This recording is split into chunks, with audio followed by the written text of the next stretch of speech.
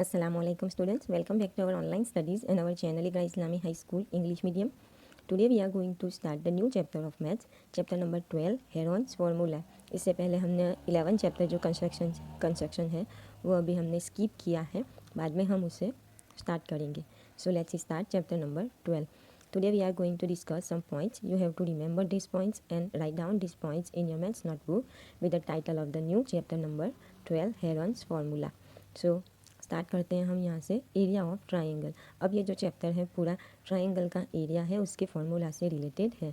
तो हम ट्राइंगल का एरिया है और उसका जो फार्मूला है वहीं से हम स्टार्ट करते हैं चैप्टर.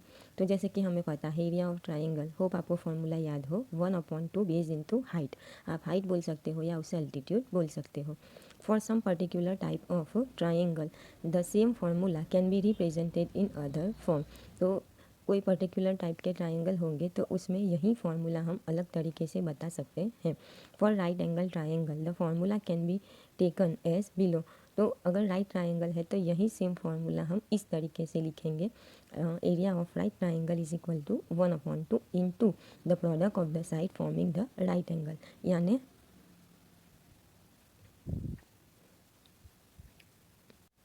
यहाँ पर ऊपर जो फर्स्ट हमने फार्मूला देखा उसमें ऐसे सपोज़ हमारे पास कोई भी ट्राइंगल है ए बी सी और सपोज़ ये बी सी के ऊपर एक अल्टीट्यूड है ए डी. तो यहाँ पर बी सी का मेज़र हमारे पास है और ये ए डी अल्टीट्यूड हमेशा बेस के साथ 90 एंगल बनाता है. तो हम ट्राइंगल का एरिया फाइंड आउट कर सकते हैं. अब ज़रूरी नहीं है कि बी सी ही बेस हो. सपोज़ हम ऐसे कंसीडर करें कि ए सी है और ए सी बेस है और उसके ऊपर कोई एक अल्टीट्यूड है, सपोज़ उसको हम नाम दे दें बी ई. अगर ये दोनों का मेज़र भी आपके पास है तो अगेन हम वही फार्मूला यूज़ करके एरिया फाइंड आउट कर सकते हैं.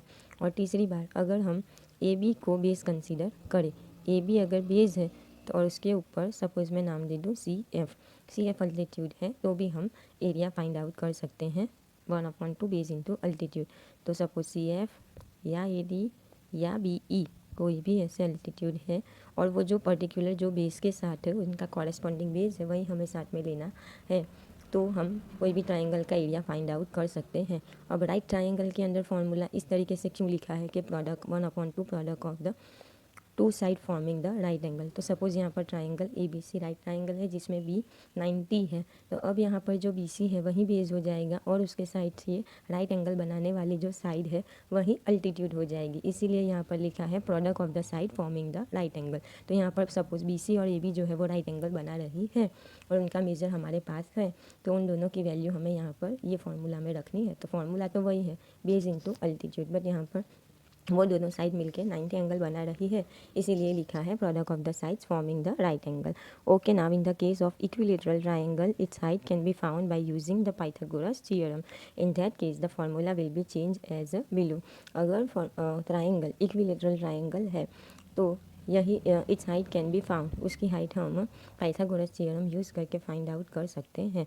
और उस टाइम पे फार्मूला जब हम रिड्यूस करते जाएंगे तो फाइनली हमें इस तरीके से फार्मूला मिलेगा √3/4 multiply by side square. Equilateral triangle में सारी साइड का मेजर इक्वल होता है. अब सपोज सारी साइड का मेजर 6 है तो अब यहाँ पर साइड इज इक्वल टू ऐसे लिख सकते हो √3/4. अब साइड स्क्वायर यानी 6 इंटू 6. फिर आप कट करके ऐसे 3 2 जा 6 2 2 जा 4 ऐसे कट करके फिर से 3 2 जा 6 2 2 कट. तो अब यहाँ पर आपके पास 3 3 जा 9 तो आंसर आएगा 9 और ये साथ में है √3. तो 9√3 सेंटीमीटर स्क्वायर मीटर स्क्वायर जो कुछ भी है वो हमारा आंसर है. Okay, next in the case of isosceles triangle. Isosceles triangle यानी जिसकी दो साइड इक्वल है. If all the sides are known, अगर हमारे पास सारी साइड का मेजर है, the height corresponding to the base can be found by using the Pythagoras theorem and then original formula can be use. यानी अगर ISOCELL triangle में हमारे पास सारी साइड का मेजर है, अब suppose A B C isosceles triangle है जिसमें ये दोनों साइड 8 और बी सी जो है वो 6 है. तो सबसे पहले अगर हम ए में से बी सी के ऊपर एक अल्टीट्यूड ड्रॉ करेंगे तो आइसोसेल ट्राइंगल में, बाकी कोई ट्राइंगल में नहीं, मैं आइसोसेल ट्राइंगल की बात कर रही हूँ. तो ए से सपोज हमने अल्टीट्यूड ड्रॉ किया ए डी, तो वो बी सी को एग्जैक्ट 2 हाफ पार्ट में डिवाइड कर देगा 3 और 3. तो अब ये जो ट्राइंगल बनेगा सपोज ए डी सी को हम कंसीडर करके पाइथागोरस थ्योरम यूज़ करके ये एंगल 90 हो जाएगा और ये हाइपोटेनस हो जाएगा तो हम 8 स्क्वायर में से 3 स्क्वायर माइनस करके AD फाइंड आउट कर सकते हैं और फिर BC को बेस लेके और AD को अल्टीट्यूड लेके फार्मूला में वैल्यू रख के हम ओरिजिनल फार्मूला जो है 1/2 बेस इंटू अल्टीट्यूड करके उसका एरिया फाइंड आउट कर सकते हैं। But in the case of scalar triangle the height cannot be found even if all the sides are known. तो अब ये वाला जो ऊपर फार्मूला है 1/2 बेस इंटू अल्टीट्यूड वो हम इक्विलेटरल ट्राइंगल में यूज़ कर सकते हैं, आइसोसेल ट्राइंगल में यूज़ कर सकते हैं। बट स्केलन यानी जिसके तीन साइड अलग है उन सब का मेज़र भी हमें पता है, फिर भी हम ऊपर वाला फार्मूला यूज़ करके फाइंड आउट कर सकते हैं नहीं, जब तक कि हमारे पास अल्टीट्यूड नहीं, अल्टीट्यूड होना ज़रूरी है। तो सारी साइड है पर अल्टीट्यूड नहीं है तो ऊपर वाला फार्मूला हम यूज़ नहीं कर सकते और अल्टीट्यूड हम कोई मेथड से फाइंड आउट भी नहीं कर सकते। तो अब उसके लिए हम यूज़ करेंगे Heron's formula. For any type of triangle if all the sides are known its area can be calculated by the following formula given by the mathematician Heron.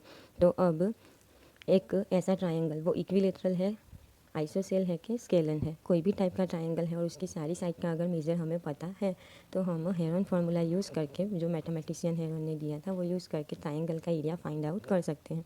तो यहाँ पर फॉर्मूला है area of triangle is equal to root S into S minus A into S minus B into S minus C. तो यहाँ पर ABC और S का meaning क्या है वो देख लेते हैं।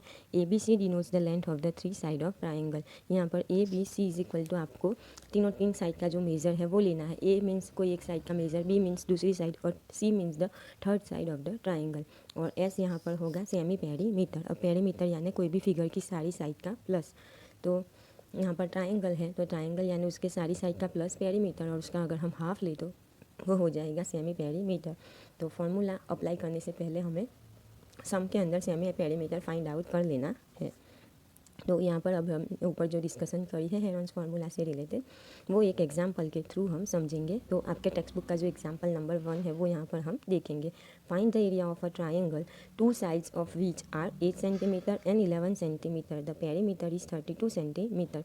यानी एक ऐसे ट्राइंगल का एरिया हमें फाइंड आउट करना है कि जिसकी एक साइड 8 सेंटीमीटर है, दूसरी साइड 11 सेंटीमीटर है और पेरीमीटर हमें दे दिया है 32, थर्ड साइड हमें दी नहीं है। तो यहाँ पर आप देख सकते हो दो साइड का मेज़र हमने लिखा है 8 एंड 11। एक साइड जो है उसका मेज़र नहीं दिया बट हाँ हमारे पास पेरीमीटर है यानी तीनों साइड का प्लस है। तो अब तीनों साइड का प्लस 32 है तो 11 और 18 का जो प्लस है 11 और 8 का जो प्लस है 19 उसको हम 32 में से माइनस कर देंगे तो हमें थर्ड साइड मिल जाएगी। तो यहाँ पर perimeter of triangle is 32, A 8 and B 11। तो C ढूंढना है तो 32 माइनस 8 और 11 का जो प्लस है 19 तो आंसर इज 13। तो सी यहाँ पर 13 हमने फाइंड आउट कर लिया है। अब जो हमें पेरीमीटर दे दिया है हमें सम के अंदर हमें चाहिए होता है सेमी पेरीमीटर यानी पेरीमीटर का हाफ, यानी जो पेरीमीटर है वो 32 है। तो यहाँ पर हमने लिखा है 2S is equal to 32 therefore S is equal to 16 उसका हाफ। अब हम S minus A, S minus B और S minus C 1 by 1 find कर लेंगे। तो 16 में से एक बार 8 माइनस 11 माइनस और 13 को हम माइनस कर लेंगे तो आंसर 8, 5 और 3 है। अब ये जो सारी वैल्यू है हम फार्मूला में सब्सटीट्यूट कर देंगे एरिया ऑफ ट्राइंगल। तो S into S minus A, तो 16 जो S का आंसर है, S माइनस A जो हमने अभी फाइंड किया S माइनस A उसका आंसर 8 है, S माइनस B का आंसर 5 और S माइनस C का आंसर 3 है। अब आपको उसके लिए रूट फाइंड आउट कर लेना है। तो यहाँ पर 16 के अगर हम फैक्टर 16 के फैक्टर निकालेंगे तो वो होगा 8 2 जा। अब 8 2 जा फैक्टर क्यों निकाले, बिकॉज यहाँ पर ऑलरेडी 8 था, इसके लिए 2 बार 8 हो जाए डेट इज़ वाई 8 2 जा लिखा। अदरवाइज हमें पता है कि 16 4 का स्क्वायर ऑलरेडी है तो यहाँ पर 8 2 जा लिखेंगे। अब 8 के हम फैक्टर नहीं निकालेंगे, जो ये सेकंड 8 है वो 5 को भी ऐसे किस रहने देंगे और 3 उनके तो वैसे भी नहीं निकलेंगे। अब आप देख सकते हो कि यहाँ पर 8 और 8 हो गया है 8 स्क्वायर, तो वो रूट के बाहर निकल के हो जाएगा 8 और रूट के अंदर अब कोई चीज़ ऐसी बाकी नहीं है कि जिसका रूट निकल सकता है। तो बाकी में है 2 5 एंड 3, तो 2 मल्टीप्लाई बाई 5 मल्टीप्लाई बाई 3, 2 5 ज़ा 10 एंड 10 3 ज़ा 30। तो आंसर इज़ 8 रूट 30। तो होप आपको समझ आया होगा कि जब ऐसे रूट में नंबर है तो रूट हमें कैसे निकालना है, आपको ये सारे नंबर्स को मल्टीप्लाई कर लेना है नहीं। तो 8 इंटू रूट 30 सेंटीमीटर स्क्वायर जो है वो हमारे ट्राइंगल का एरिया है जो हमने हेरॉन फार्मूला यूज़ करके फाइंड आउट किया है।